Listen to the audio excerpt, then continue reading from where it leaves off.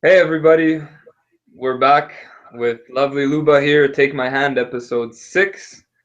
I can't believe we're still on the air, 6 episodes in. We got something very, very special today. Actually, Luba is going to be sharing with us her concept of the relationship triangle. Luba, why don't you introduce it before we continue this?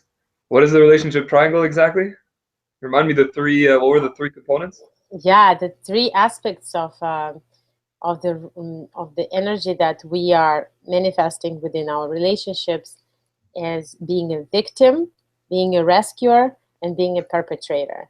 And we're going to look at these dynamics and see what can we done, what can be done in order for us to improve our relationships after we come into consciousness, in understanding those three aspects within. Excellent. Excellent, and hopefully we'll have a little bit of time to delve into the masculine and the feminine edge, a type of darkness that we all have within ourselves that if we don't explore properly will eventually consume us. And so it's important to be a well-rounded, well-balanced individual by honoring our edge. And so, Luba, before we start, what tea are you drinking today? What have you Oh got my for? God, Patrick, look at this. I'm drinking like this huge amount of tea. And this is red clover, actually. And red clover is also really good for hormonal balancing. Um, it regulates blood pressure and it increases metabolism. So this tea really makes me feel really great and sleep well. So I highly recommend all women, especially after 35, red clover tea. Great. And what I'm are you drinking. drinking? I'm drinking a Chinese oolong tea, basically because I need energy today. It's gray outside in Canada. It's like a slushy, frozen, rainy winter storm. So waking up with some oolong. So let's jump into it. Luba, tell me more about your triangle. What is this concept? First of all, I want to know, how did you come across this? What was the first time that it just clicked? That's a great question.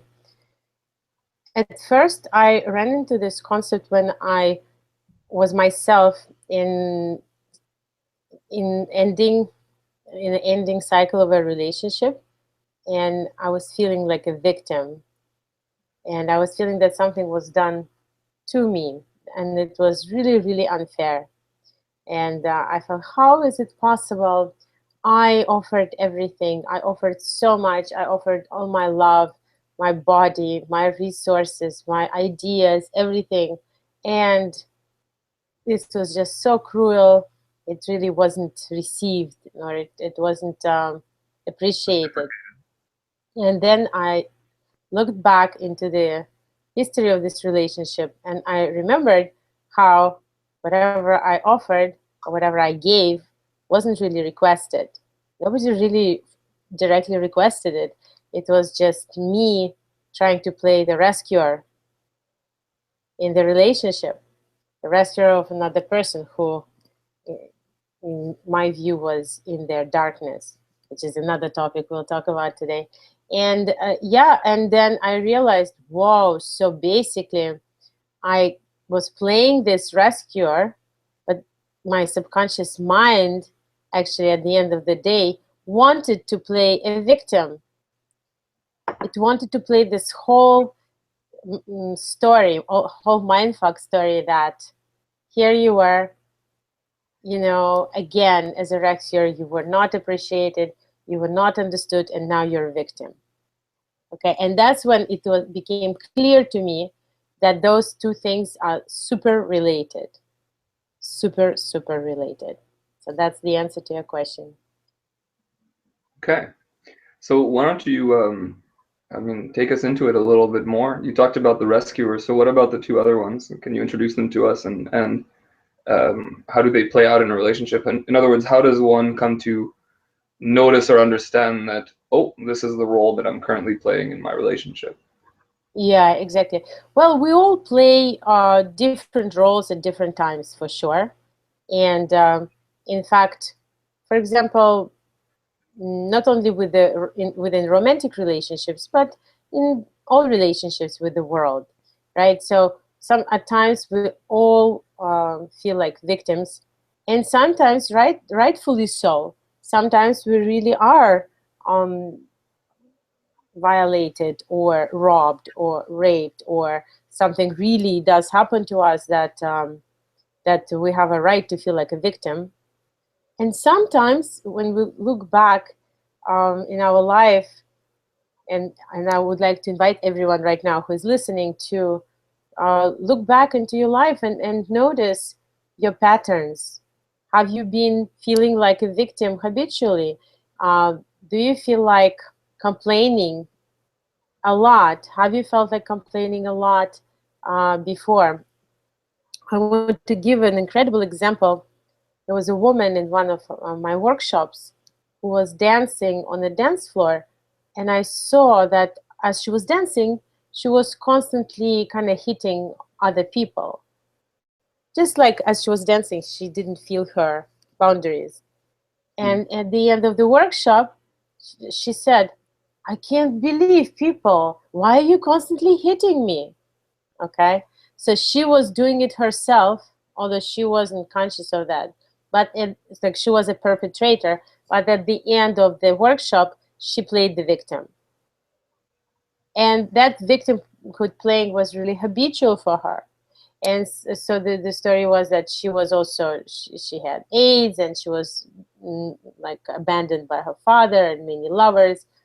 And she came into the workshop, and she totally she fell in love with me, and she perpetrated basically the situation within which I had to reject her pretty strongly, where she could play the victim again. So basically, she didn't read my body signals. She didn't read my mild kind of mild warnings.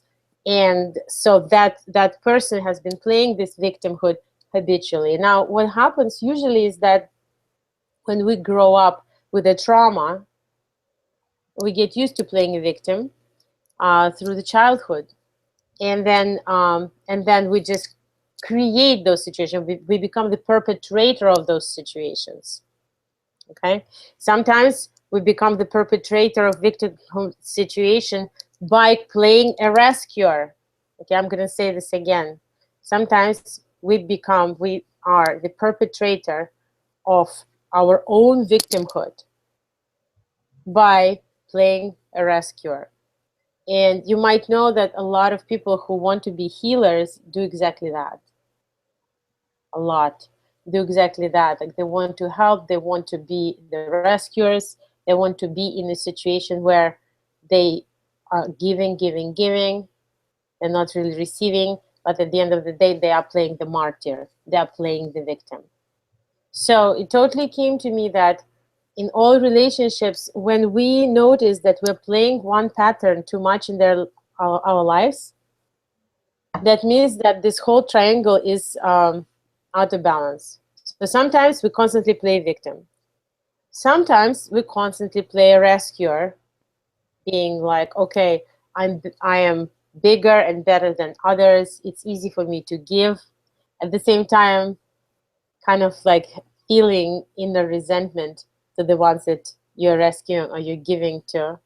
And so if you find yourself a lot in those situations, that's unbalanced. And the third one, the perpetrator. Yeah, there are some people who just directly perpetrate, right? And those people like to be often in positions of power, so that they could easily perpetrate on a regular basis. But again, if you find yourself um, finding faults with the society or with other people a lot, or just saying that, oh my God, this shouldn't be like this should be like that, that's a perpetrator, judgmental perpetrator, who who is um, who is really who is really also a victim.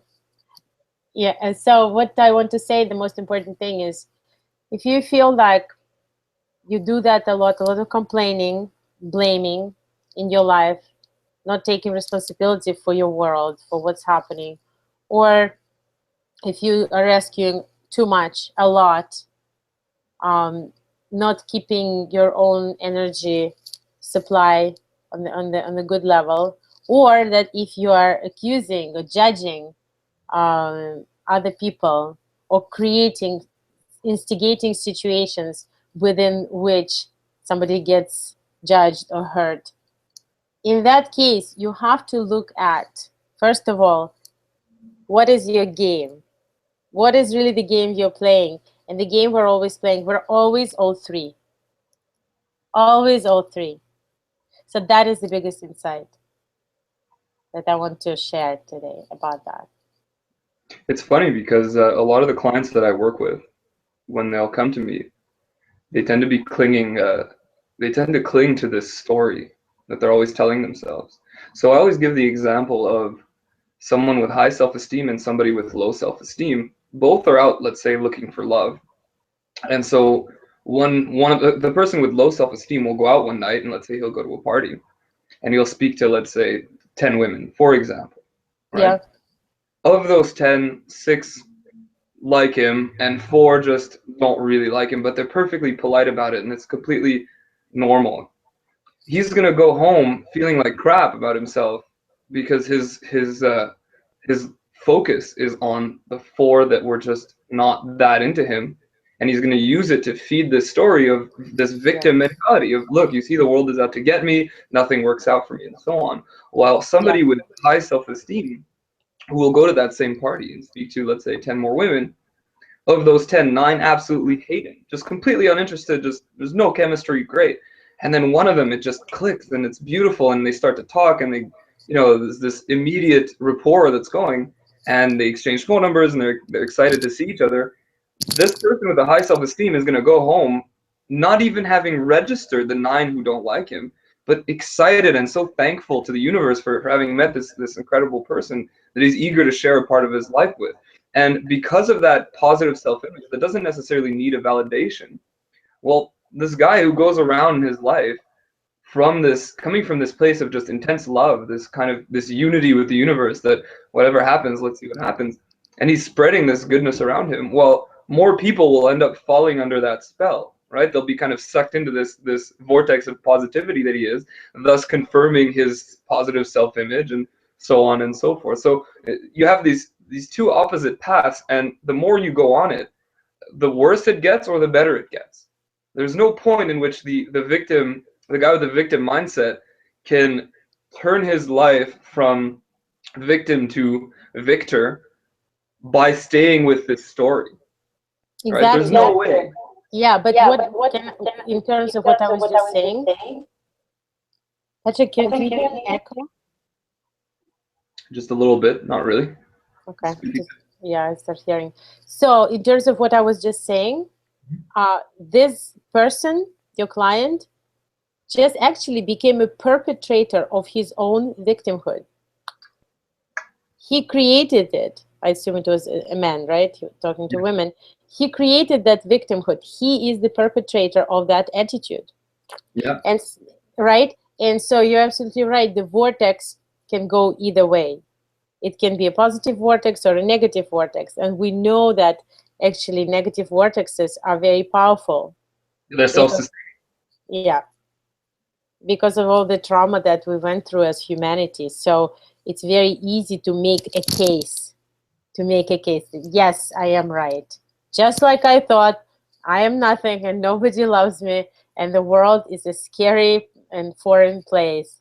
And that means that listen to this, and that means that I have to be all for myself, that I have to stand up for myself all alone and be whatever, right? And be the hunter and be the survivor and be this and be that, right? Be the perpetrator. So that's a whole other game that's happening. So if we are able to own all those three things and know that when we're playing the victim, we're actually also playing the perpetrator, and also to know that when we're playing the rescuer, we're also playing the victim and the perpetrator. Once we own that, we're able to transcend that triangle. And once we transcend that triangle, it doesn't mean, like, sometimes we're still going to be victims, sometimes we're still going to perpetrate certain situations, and sometimes we're still going to rescue, but it is going to stop ruling our lives. It's going to stop creating that life myth right, that your client come with. And so that will allow us, and that allows us for very harmonious and balanced relationships with others. Yeah, it's amazing how it's this completely self-perpetuating idea that you're going to focus on finding evidence to back up this victim mentality that the world is out to get me. And we all know somebody who, just bad things keep happening to them. Their relationships keep failing, their finances are in shambles, their health isn't. Like, if something bad is going to happen, it's going to happen to that person. And it's the point where it's almost comical. And I don't mean to make fun of those people, but it's kind of like this, yeah, of course you would slip and fall. It's just they have this mindset, and when they stub their toe, it's this, oh, of course, it has to happen to me. And well, they're perpetuating this concept, right? It's this story that they're clinging to, because, as Alan Watts says, you suffer because you enjoy it. It gives us this sense. Sometimes it gives a sense of identity, and it's scary to let go of this sense of victimhood or even perpetrator, because without it, what's left? What am I? And that's a terrifying subject, because it's this vast uh, open space in which, well, something beautiful happens, because that's the journey of self-discovery. There's the space to create it, to finally start looking inward and find what's going to give you this lasting happiness that's been evading you your entire life. You know what I Yeah, mean? I'm so glad that you're talking about that. Absolutely, abyss is very scary. The void is very scary. Stop running is actually in the play that we just staged, Adam Rising. Right at New Year's, we were talking, like Adam said, there is nothing here for me. All I want is stop running. And the earth, which was played by me, says to Adam, well, then stop running. And he's very afraid to stop running, because then he's going to discover this emptiness. Oh my God. And you discover that nothing has a meaning unless you give it meaning. Whoa, that is scary, right? So, as you were talking about before, you're talking about the storm, right? And going through the storm and withstanding that is a very good concept. Just not being afraid of emptiness. Vipassana meditation is really good for that. Yeah.